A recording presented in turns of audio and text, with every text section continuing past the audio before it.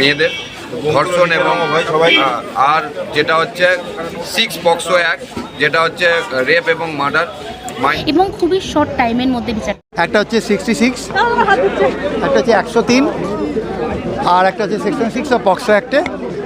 আর কিডন্যাপিংয়ের জন্য আজকের সাজা ঘোষণা হয়েছে। আপনি যেটা চাইছিলেন যে সর্বোচ্চ সাজা ফাঁসি হোক, দোষীর উপযুক্ত শাস্তি হয়েছে। সেই জন্যে একটা মামলা ফাঁসির অর্ডার হলেই যে তার ফাঁসি হবে তা নয়। ভারতীয় সংবিধানে সবাই সুবিচার পাওয়ার একটা অধিকার রয়েছে, ঠিক আছে। তো সেই হিসাবে এই আদালত যা রায় দিয়েছেন আমি অ্যাজ লিগ্যালিটি প্যানেল অ্যাডভোকেট হিসাবে আমি ডিফেন্স করেছি। তো এবার আপার ফোরামে গেলে আশা রাখছি যে ও আরও ভালো সুবিচার পাবে বা ও খালাস পেতে পারে। আপনার কি হাইকোর্টে কি অ্যাপিল করবেন রায়?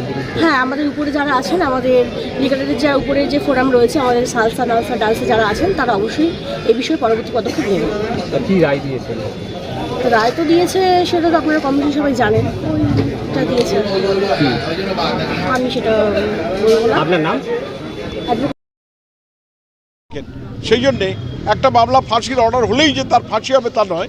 সর্বোচ্চ সুপ্রিম কোর্টে যাওয়া যায় এবং তারপরে একটা কোর্ট আছে, তার নাম হচ্ছে রাষ্ট্রপতি, তিনি ক্ষমা ভিক্ষা করতে পারেন। এবং সর্বোপরি একটা কেস আছে, আমাদের আইনের ছাত্র হিসেবে আমরা জানি, it is called the divine nectar. ভগবান ঊর্ধ্বাকাশে যিনি থাকেন, তিনি মানুষকে ঠিক ঠিক শাস্তিটা দিয়ে দেবেন। তাই এই রায় যে পরিবর্তন হবে না এমন করে আমরা বলতে পারি না। সেটা বিচার বিবেচনা ব্যাটার, হাইকোর্ট সেটা ঠিক করবেন, সুপ্রিম কোর্ট ঠিক করবেন বা রাষ্ট্রপতি ঠিক করবেন। মুস্তাকিম সরকারের আইনজীবীরা দাবি করছেন তারা উচ্চ আদালতে যাবেন, সেই জায়গায় এই রায়টা পরিবর্তনের কতটা চান্স আছে? দেখুন, আমাদের ভারতবর্ষের আইন মানুষকে সে অধিকার দিয়েছে উচ্চ আদালতে যাবার বা আপিল করার। সেই জন্য তাদের আইনজীবীরা যদি বলে থাকেন তারা উচ্চ আদালতে যাবেন, তাহলে আমাদের এটা তো নাম ন্যায়ালয়। ন্যায় পাওয়ার জন্য এখানে হয়নি, তারা ওখানে যেতেই পারে। এভিডেন্স কতটা স্ট্রং আছে যে জায়গা থেকে এই রায় বদলাবার সম্ভাবনা? এভিডেন্স 200% স্ট্রং আছে। কি ধরনের এভিডেন্স? আমাদের এখানে মানুষের যেমন অকুলার এভিডেন্সেস, যারা চোখে দেখেছেন সে এভিডেন্স যেমন আছে, আমাদের এখানে সার্কামস্ট্যান্সিয়াল এভিডেন্স তেমন আছে, আমাদের এখানে FSL এর রিপোর্ট আছে ইত্যাদি, যেগুলো আমাদের এইখানে যে সাজা দেওয়ার পক্ষে যথেষ্ট, সব উপাদান এখানে নেওয়া আছে। সেই জন্যে এখানে অন্যভাবে আর দেখা যায়নি। জজ সাহেব সেগুলো পুঙ্খানুপুঙ্খ বিচার করেছেন এবং তাকে সাজা সঠিক দিয়েছেন। আপনার নাম আর ডেজিগনেশন? আমার নাম হাফিজুর রহমান, আমি এখানে একজন পাবলিক প্রসিকিউটর এবং বারের আমি এক্স প্রেসিডেন্ট।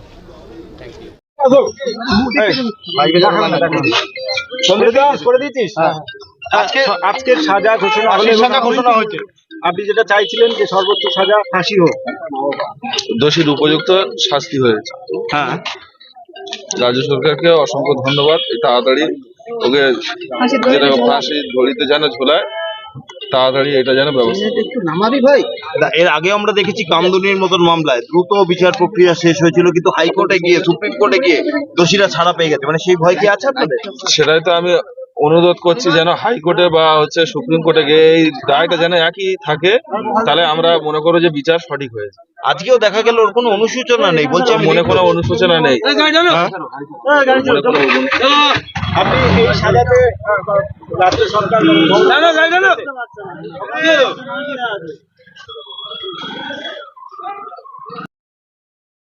একটা হচ্ছে 66, একটা হচ্ছে 103, আর একটা হচ্ছে সেকশন 6 অফ পক্সো অ্যাক্টে। আর কিডন্যাপিংয়ের জন্য লাইফার হলো, আর প্রমাণ লোপাটের জন্য 7 বছর হলো।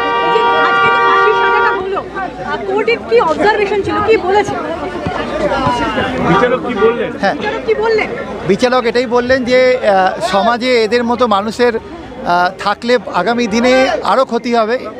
এটা সোসাইটির একটা মেনাস, মানে সোসাইটিতে এদের বেঁচে থাকাটা সোসাইটির পক্ষে খারাপ। সকালে যে আর্গুমেন্টটা স্টেটের তরফে আমি করেছিলাম যে এটা rarest of the rare case, learned court এটা মেনে নিয়েছেন, মেনে নিয়ে এটাকে rarest of the rare case বলে ঘোষণা করেছেন এবং 3টে সেকশনে ডেথ সেন্টেন্স দিয়েছেন। আমাদের 4টে সেকশন ছিল, কনকারেন্টলি 3টেতে। একটা হচ্ছে সেকশন 6 অফ পক্সো অ্যাক্টে, একটা হচ্ছে 103 অফ বিএনএস, যেটা আগে 302 ছিল, মার্ডার কেস। আর লাস্টলি আমাদের সেকশন 66-এ যেটা রেপের জন্য ওর মৃত্যু, এই 3টে কারণের জন্য ওকে ডেথ সেন্টেন্স দিয়ে হয়েছে। কিডন্যাপিং কেসের জন্য ওকে যাবজ্জীবন দেওয়া হলো, আর ওর প্রমাণ লোপাট করার জন্য 7 বছর দেওয়া হলো। অপরাধটা কিভাবে হয়েছিল? আপনি যখন শুনানি চলছিল তখন বলছিলেন যে মেয়েটির বিশ্বাসের সুযোগ নিয়ে করা হয়েছিল। কি হয়েছিল সেদিন আদালতে, কি কি জানিয়েছেন? অ্যাকচুয়ালি মেয়েটাকে নিয়ে যখন ওই স্কুল থেকে কোচিং থেকে ফেরার সময় মেয়েটাকে নিয়ে যখন ওর বাবা বলেছিল তুমি আস্তে আস্তে সাইড দিয়ে ধরে হেঁটে চলে যাও, কিন্তু মেয়েটিকে ও সাইকেলে তোলার সময় বলে যে ও ওর বাড়িতে পৌঁছে দেবে, মিথ্যে করেছে এটি বলে। তারপর ওর সাইকেলে, ব্লু কালারের একটা সাইকেলে তোলে। ওখানে দুজন সাক্ষী দেখতে পায় যে ওকে সাইকেলে তোলা হচ্ছে, সাইকেলে নিয়ে ওকে যাওয়া হচ্ছে। একজন তুলতে দেখে ওদের মধ্যে একজন জিজ্ঞেস করে সাইকেলে কেন তোলা হচ্ছে, তখন বলে যে আমাকে বলা হয়েছে যে ওকে বাড়িতে পৌঁছে দেয়। পুরোটাই মিথ্যে কথা, ওকে বলা হয়নি। তারপর ও নিয়ে একটা অ্যাবান্ডেন্ট জায়গায় যায়, গিয়ে সেখানে ওর সঙ্গে নৃশংস অত্যাচার করে, ফিজিক্যাল অ্যান্ড সেক্সুয়াল। তারপর ওকে মার্ডার করে।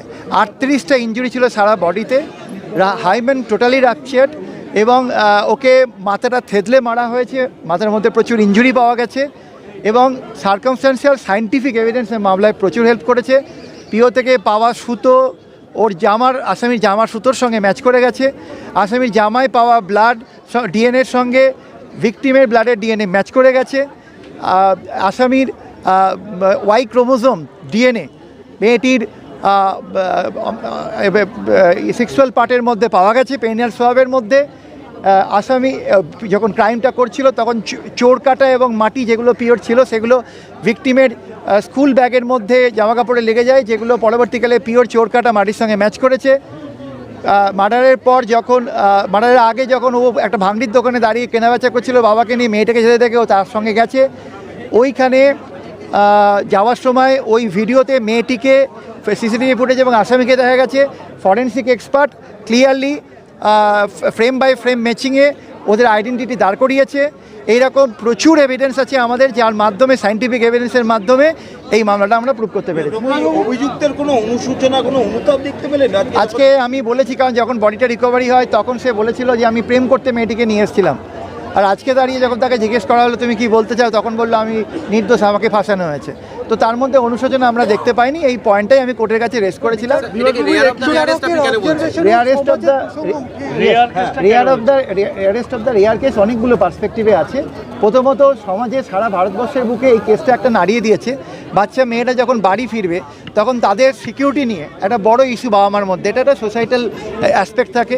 এছাড়া রেয়ারেস্ট অফ দ্য রেয়ার এই জন্য যে মেয়েটির বডিতে মোর দ্যান 42টা ইঞ্জুরি আছে, যার মধ্যে মানে এত হিনিয়াসতম আর বারবারিকতম ক্রাইম ইদানিস্তকালে খুব কম দেখা গেছে। এই জন্য আমার মনে হয়েছিল যে এটা rarest of the rare crime, এবং একে রিফরমেশনের স্কোপ নেই, কারণ একে রিফরমেশনের কথা বলা হয়েছিল, কিন্তু এ যেভাবে রিয়াক্ট করেছে তাতে মনে হয় না যে রিফরমেশনের কোনো স্কোপ আছে এই কারণের জন্য। ঘটনার 61 দিনের মাথায় গতকাল সাজা ঘোষণা হয়েছে, আজকে দোষী সাব্যস্ত, আজকে সাজা ঘোষণা। এই অল্প সময়ের মধ্যে এর আগে কোথাও কি আপনি করেছেন? না, এটা তো আমার লাইফে দেখা বেস্ট কেস, এবং এই দিক দিয়ে বলবো যে পুরো বার, আমাদের বারুইপুর বার সহযোগিতা করেছেন। সুব্রত চট্টোপাধ্যায় সাহেবের এজলাসে এই মামলা রাত্রি 9টা, 9:30, 10টা অবধি হয়েছে, যেটা একটা রেয়ার ঘটনা। এবং আমার সেটের তরফে আমি 34 জন সাক্ষী সামনে নিয়ে এসেছি, সায়েন্টিফিক অ্যান্ড আদার। আজকে কেসটা প্রুভ হয়ে সেন্টেন্স হলো 3টে সেকশনে, একটা লাইফার আর একটা 7 years। কামদুনি সহ একাধিক মামলা দেখা গেছে দ্রুত এই বিচার প্রক্রিয়া শেষ করতে গিয়ে শেষ পর্যন্ত নিম্ন আদালতে সাজা হলেও উচ্চ আদালতে গিয়ে অভিযুক্তরা ছাড়া পেয়ে গেছে। এই ক্ষেত্রে কি আশঙ্কা থাকছে? দেখুন, উচ্চ আদালত কী করবে সেটা আমি বলতে পারবো না। উচ্চ আদালত যেটা মনে করবেন, কিন্তু এই মামলা কামদুনির থেকে অনেক তাড়াতাড়ি হয়েছে। এবং আমার ধারণা ব্যক্তিগতভাবে এত সায়েন্টিফিক এখানে এভিডেন্স, যেখানে আমি কালকেও বলেছিলাম আমাদের যে ডিএনএ প্রোফাইল ম্যাচ হয়ে গেছে, এই জায়গা থেকে আমার মনে হয় না কোনো ইনকনক্লুসিভনেস এর মধ্যে রয়েছে।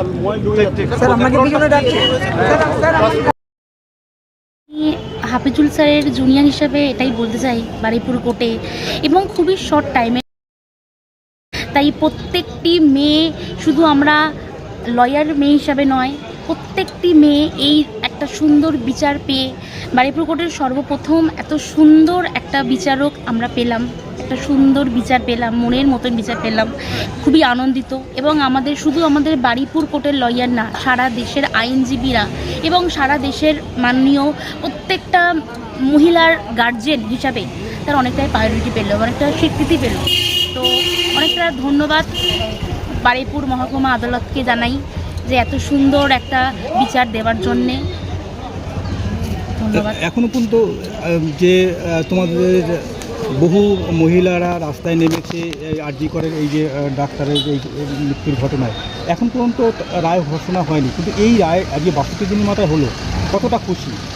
অনেক খুশি। আজকে এই আরজি করের কাণ্ডটা নিয়ে বেশ কয়েক দিন ধরে এবং বেশ কয়েক মাস যাবৎ ধরেই বিভিন্ন মেয়ে, বিভিন্ন বাড়ির ওয়াইফরা, তারা বিভিন্ন তার কাজকর্ম সমস্ত কিছু তারা ছেড়ে রেখে তারা রাস্তায় নেমে গেছে শুধুমাত্র একটা বিচারকে পাওয়ার জন্য, একটা ন্যায় বিচার পাওয়ার জন্য। কিন্তু দেখুন আজকে আমরা এই জয়নগর থানার কেসটাকে নিয়ে খুব অল্প সামান্য দিনের মধ্যেই আমরা একটা খুব সহজ এবং খুব সুন্দর একটা, বলা যেতে পারে একটা ফুলের মতন একটা আমরা বিচার পেলাম। তাই সবাই যে বলে আইনের ঊর্ধ্বে কিছু হয় না, সেটা আজকে আমরা মিলিয়ে দিলাম এবং বাস্তবে সেটা পরিণত করিয়ে দিলাম যে সত্যি ইন্ডিয়ায় আইন বলে কিছু হয়। নাম ডেজিগনেশন? আমার নাম নার্গিস খাতুন এবং আমি একটা লয়ার, জুনিয়র লয়ার, হাফিজুল রহমানের জুনিয়র। ঠিক আছে। সমস্ত দিক থেকে বিচার করে এবং সমস্ত সাক্ষী, সমস্ত এভিডেন্স টেকনোলজি যেগুলো গ্রেড প্যাটার্ন এবং ডিএনএ টেস্ট ফরেন্সিক রিপোর্ট দেখে মহামান্য আদালত আজকে সাজা দিয়েছে, সর্বোচ্চ সাজা বিএনএস 103, যার আইপিসিতে 302 ছিল, মৃত্যুদণ্ড দিয়েছে এবং খুন, আর 66 হচ্ছে rape and murder under below of 12 years, যে সমস্ত মেয়েদের ধর্ষণ এবং আর যেটা হচ্ছে 6 পক্সো অ্যাক্ট, যেটা হচ্ছে রেপ এবং মার্ডার মাইনর মেয়েকে, তাতেও মৃত্যুদণ্ড দিয়েছে। সর্বোচ্চ সাজা যেটা দিয়েছে মৃত্যুদণ্ড এবং অনাদায় কিছু ফাইন দিয়েছে। এবং মহামান্য আদালত আমরা যেভাবে আশাপ্রদ ছিলাম সেইভাবে আমাদের বিচার মিতার পরিবারকে 10 লক্ষ টাকা ক্ষতিপূরণ, মিতার বাচ্চাটির পরিবারকে 10 লক্ষ টাকা জরিমানার জন্য ডিএলএসএতে স্যাংশন করতে পাঠিয়েছে, ক্ষতিপূরণ দিয়েছে। আপনার নামটা? সুব্রত সরকার।